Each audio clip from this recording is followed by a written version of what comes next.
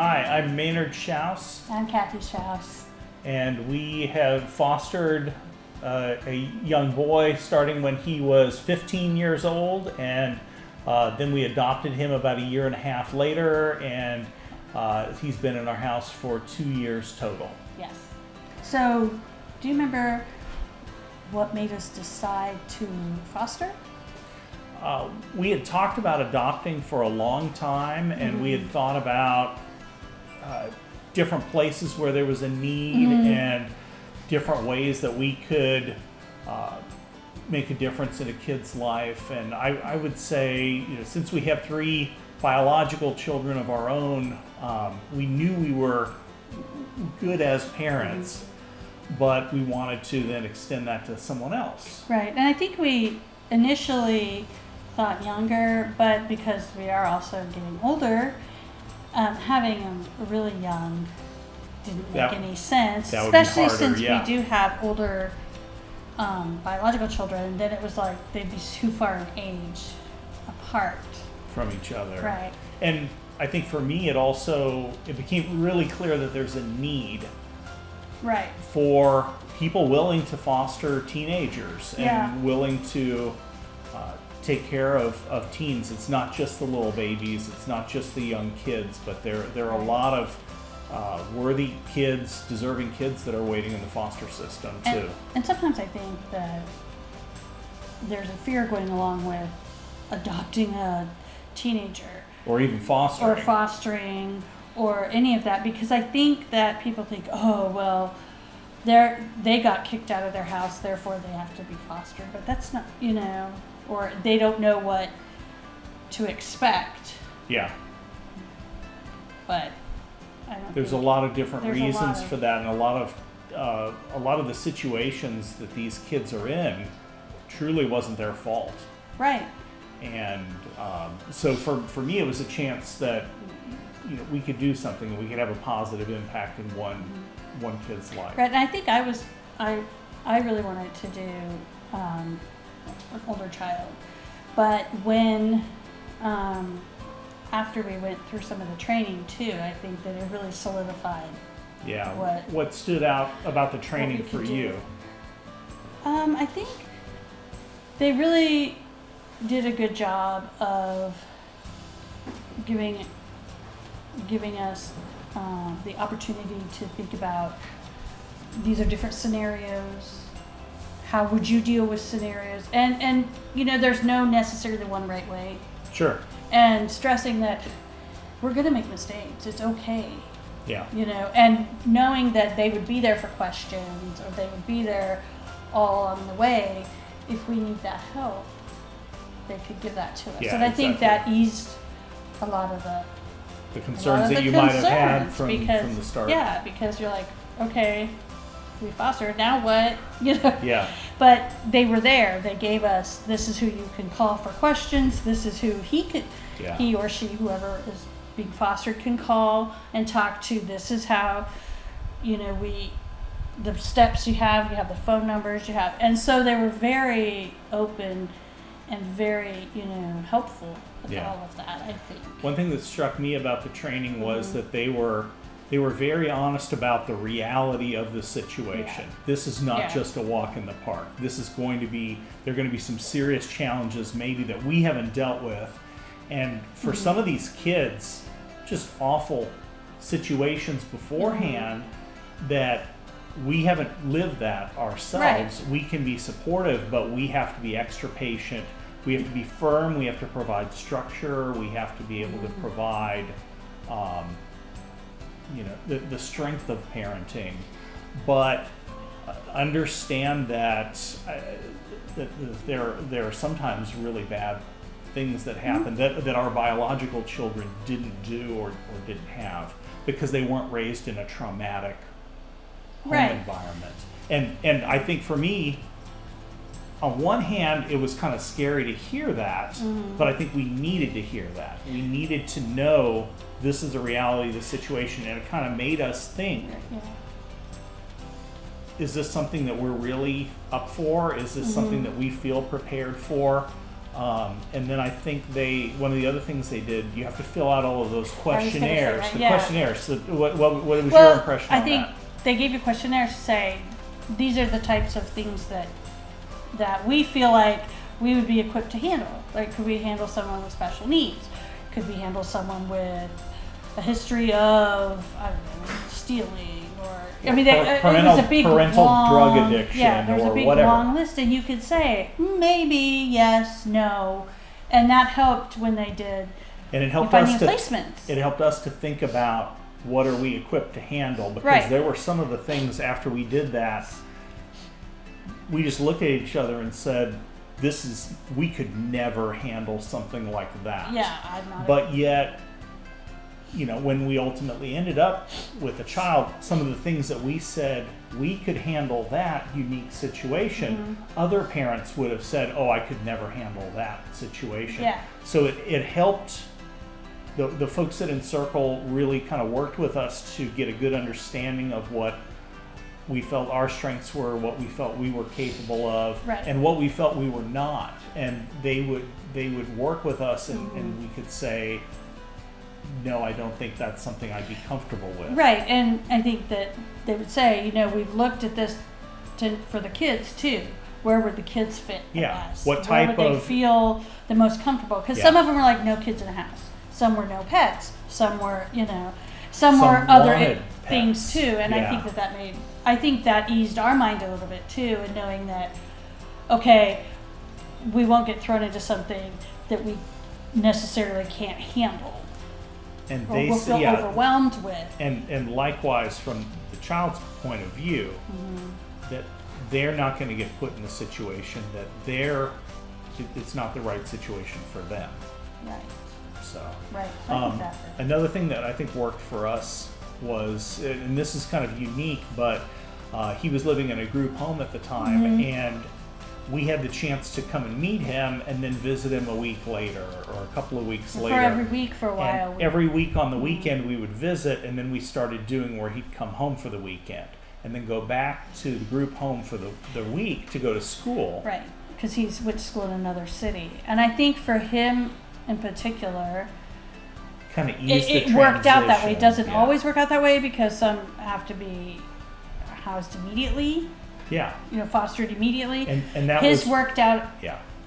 it was unique in that. But I think for him too, that actually was the best way to do it because He got to get comfortable he with us. got to get more comfortable with us, or at least get to know us better. Yeah. And that made the transition a little bit easier. Yeah. And it made it easier for our children that are biological that Yeah. are here. To get used to the idea Yeah. and then that reality. Yeah.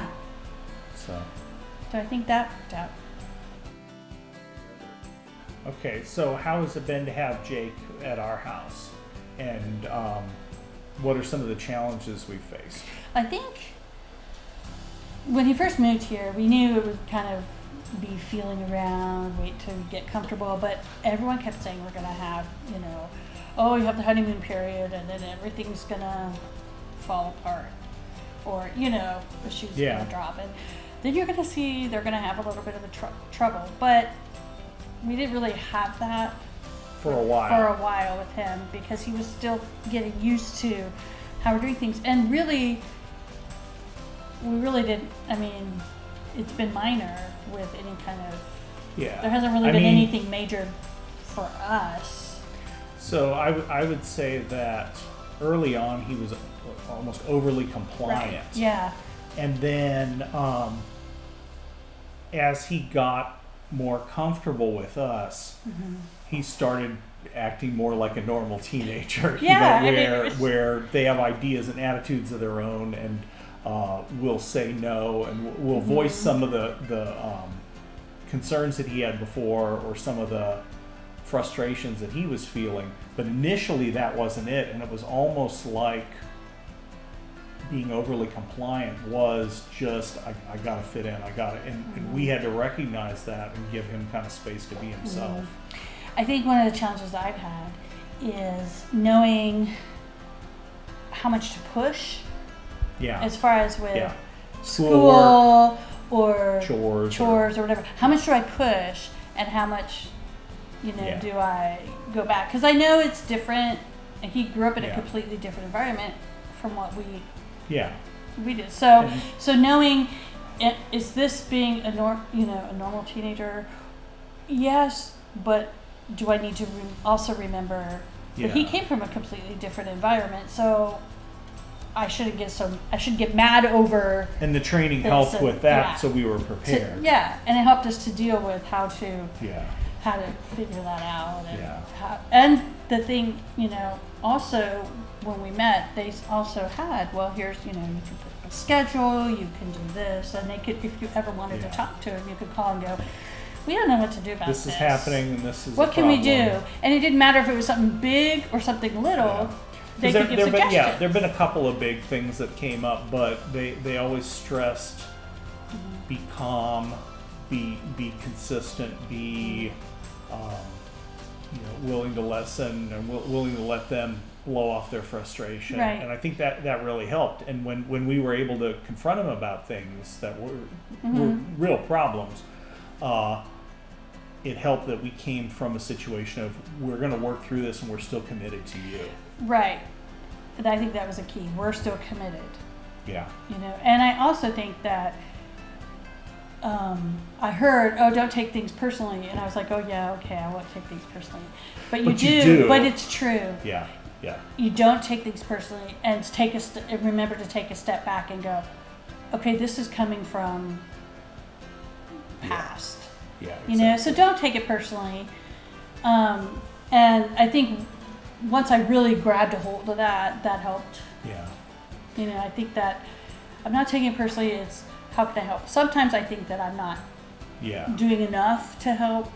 Yeah. And I think that's probably normal, but I always want to help more. Yeah, exactly. Well, I also think it's interesting that there are some things where, like, I don't know, developmentally, or the things that he's had to deal with are either at or beyond what our biological children have had to deal with. But then there's some other things that we were tackling those challenges with our biological children when they were in elementary school or early middle school. And it's getting ourselves to think about that he hasn't had somebody that kept him focused on doing homework, or these are responsibilities you have to do, or this is not something you can fight us on because this is going to help you in the long run. Right. And those, with our biological children, we had those confrontations when they were much younger. And so it's interesting to see how there's no one size fits all approach to it, that there's it's always a fresh challenge. Well, we might have started one way and doing it might have worked for a while. Yeah. Then you have to switch and do another way, figure out what else works. But I think also what helped is asking him, how do you respond when you are angry? Yeah. How do you respond when you feel threatened or nervous, and what is the best way for us to respond to you with that? And I think, that is something that has helped, because we know, okay, he needs to be left alone for a few minutes and then he'll come out and talk to us or whatever. Or in that situation, he may need us there.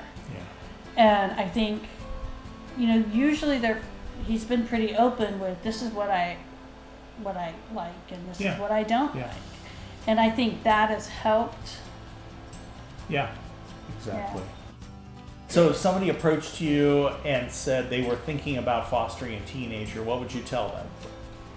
I would tell them to do it. But I would also say, obviously, go to Encircle and get the training, because I really found they had such insight and such help, and they'll answer your questions. And I think that made a huge difference. Do your research. And by doing your research, go to the agency, talk to people, figure out, if that is something that is a good fit for you. Yeah. That's what I would say. Yeah. What would you tell them? So I had somebody at work ask me about this, and I said, yes, it's great, but I also tried to be realistic. about it, because I felt like they had a little bit of a romanticized idea of Right. everything's going to be great. I'm going to get this kid in my house and everything's going to be great, and it's not like that. And it's very important. It's very, very meaningful. It's very impactful. But you have to be prepared for the struggles that are going to happen and the challenges that you're going to face, and you have to be strong enough to be able to Right. And approach those. yes, some of these children too, they do have counseling, and so that helps. But you have to understand, you have to be willing and available to take them to Yeah. these things, to fit all that into Yeah. what Or now telehealth, but or telehealth or whatever. But yeah. you have to be understanding in that there may be doctor's appointments or therapy appointments that they need to do, which you need Lots of tests. and testing. But And I would say again, Encircle Yeah. is very helpful with Yeah. that. They give you the resources. They give you, here are some therapists that would be good here, or Yeah. we use or whatever. And I think that helps. and you have to be able to say, even if they say, I don't want to do this, or this is this is important. You're gonna Right. you're gonna get this from that. It's gonna benefit you long term. It's and you just work with them. Yeah, and I think another main thing is you're not alone.